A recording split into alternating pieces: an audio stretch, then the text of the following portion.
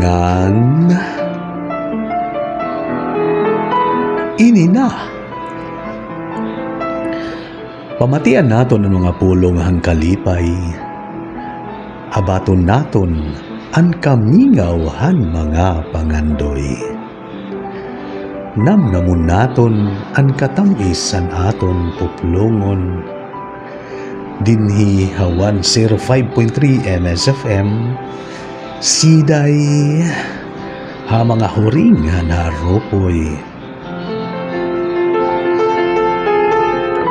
Akada sugad nyatak na aton pamamatian ang mga siday nga iyo hinimuan.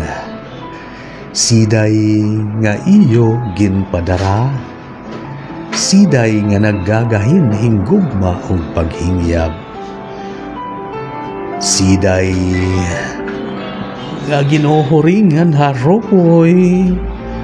Dinihini nga bahin na naton programa.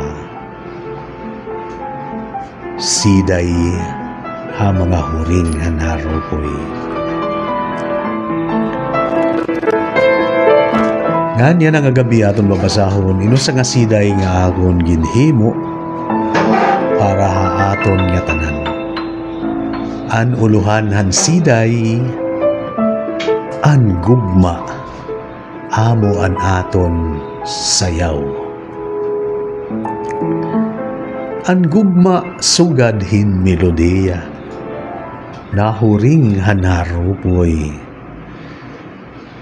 Usa nga kanta nga nahanoy ginaabatla hin tinuod nga hingyap.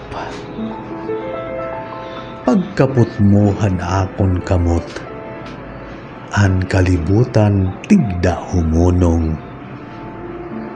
Nagkirikisi kita hatuno nga kitalaan maaram kun ano.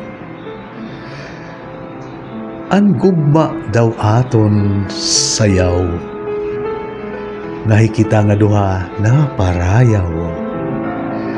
Hakada pagtikang bagan na sarakiki nagdudugtong an aton dughan. Nagaasdangay waray kahadlok. Naghahagkupay. Diri kinahanglan kung hino ang mag-uuna kay desidido kita nga duha.